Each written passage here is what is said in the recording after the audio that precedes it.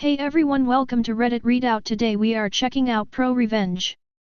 Story 1. It is a really bad idea to make a government employee angry.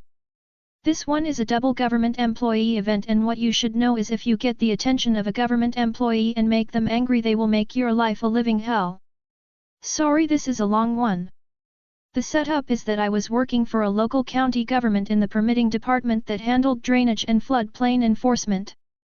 I received a complaint from a homeowner, nice guy, lived next door to a house that was part of an incorporated village, not nice guy. Nice guy lived in an unincorporated portion of the county, and hence the call to me as an agent of the county.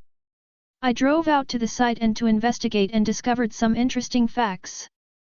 The permitting agent for the village allowed the incorporated homeowner to fill his lot, affecting the drainage, which caused the unincorporated lot to flood every time there was anything more than light rain.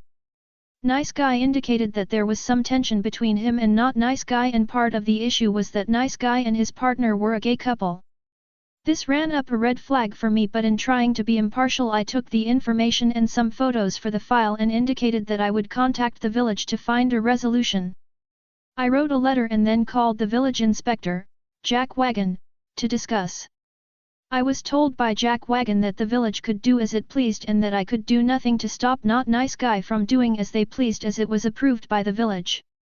There was then a comment about those type of people, the gay couple, making complaints just to cause trouble. I was now on the case, and it was time to make sure everything done on the incorporated lot was 100% legal. At this point the game certainly was now on, because if there is one thing that grinds my gears, it is bullying. I went back out and spoke to nice guy to let them know what I was up to, and also that I was not going to let this slide. I then started investigating the elevations on the two lots and what fill had been placed on the incorporated lot. The not nice guy came out and started getting belligerent about my presence and ongoing investigation. He incorrectly stated that I did not have jurisdiction over his lot and that he would be calling the police. I patiently listened and then pulled out my two-way radio and requested that the home base dispatch both a village and a county police unit to the location. I then indicated that since there was a regulatory floodplain on his lot, I did in fact have jurisdiction, and that I would be exercising my right to determine the impact of his fill activities upon that floodplain. Both of the police units showed up and I let them know what was going on. They were both appropriately agitated to have to waste their time and let not nice guy know that I was within my authority to proceed with the investigation. A little while later, while I was measuring things, Jack Wagon showed up.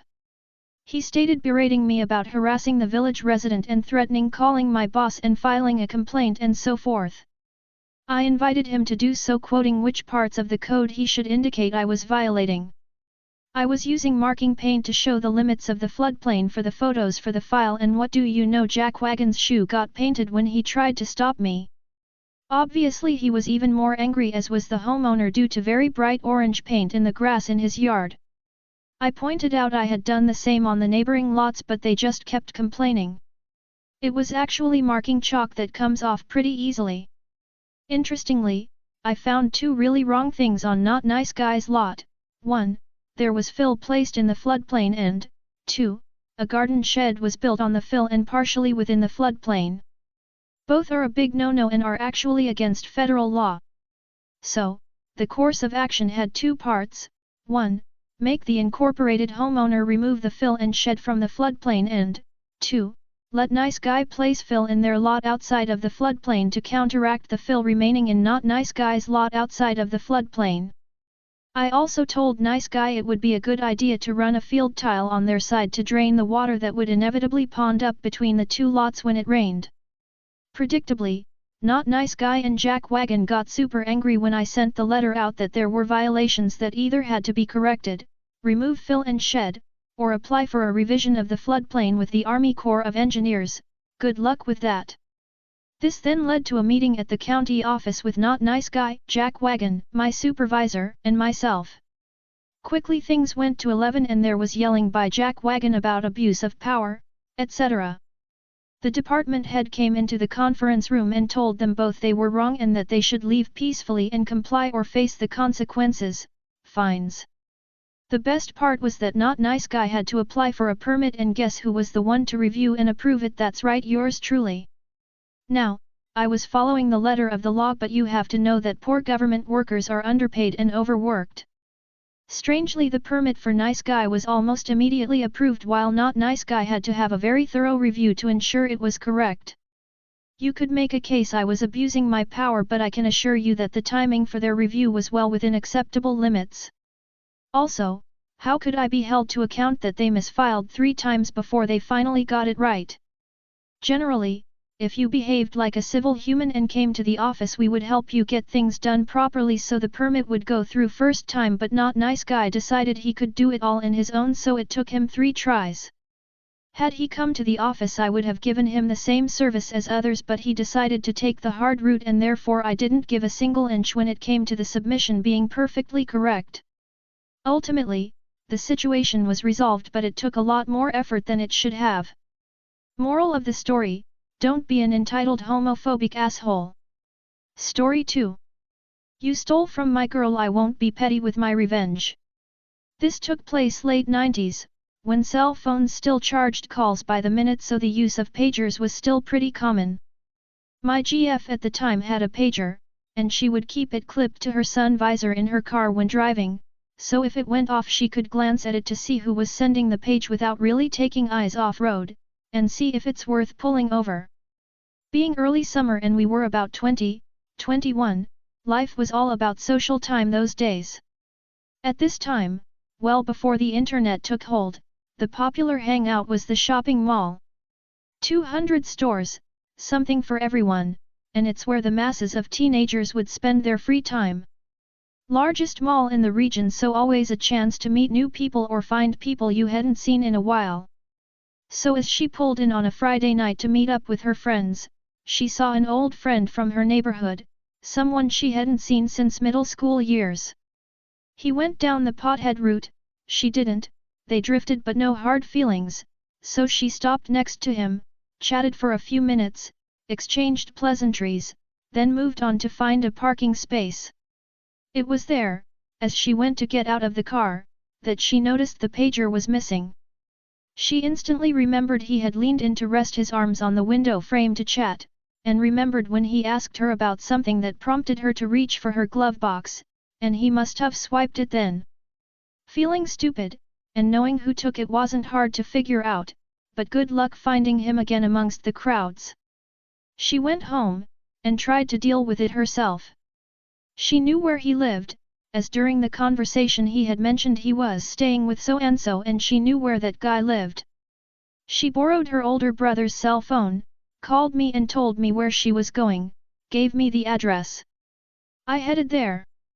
So she went to the townhouse complex, parked right outside their unit, walked up and rang the doorbell. She talked to the mutual friend's mother. Explained what happened. Lady seemed annoyed at the kid, said he was a deadbeat, and agreed to help. She paged her son, he called back, and she said they were on their way home right now.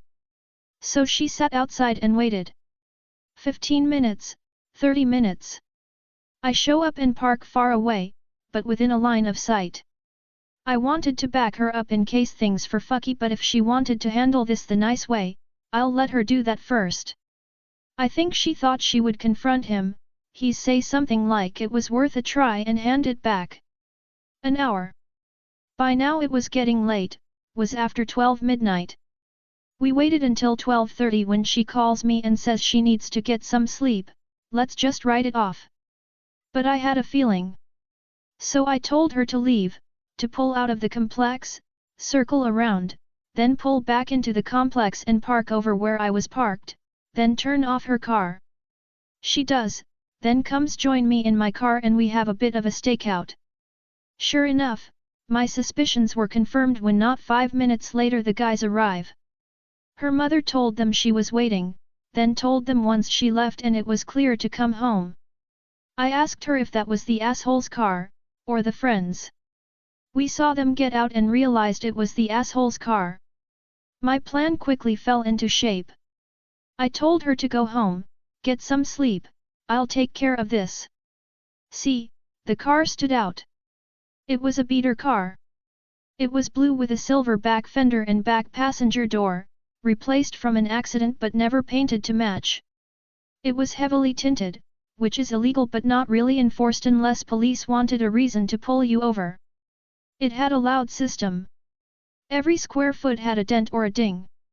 There was a shitty add-on spoiler that was 3 sizes too large, and there were Jamaica flag bumper stickers on it even though he was white as snow. And he had these obnoxiously bright neon license plate frames. You know the type, instead of buying a decent car wastes tons of money blinging out a piece of shit that constantly breaks down. So I sit and I wait.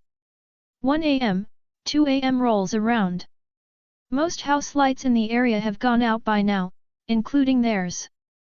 Not quite time. 3 a.m. rolls around, 3:30. Almost. 3:45, there was not a lick of movement anywhere. Now's the time. I get out of my car, hunch down, just in case, and slowly work my way to his car. Pull out my screwdriver and quietly remove both the back and the front license plates, replace the frames, head back to my car, and drive home. You see, the way the parking lot was, walking out of his front door you are looking at the driver's side of his car, not the front or the back. And who, honestly, looks to see if there are license plates on your car when you go to get in it? So it's now late Saturday afternoon, and a posse shows up at my GF's house, including a very large woman threatening to beat the crap out of her. She played it cool, said she had no idea what they were talking about.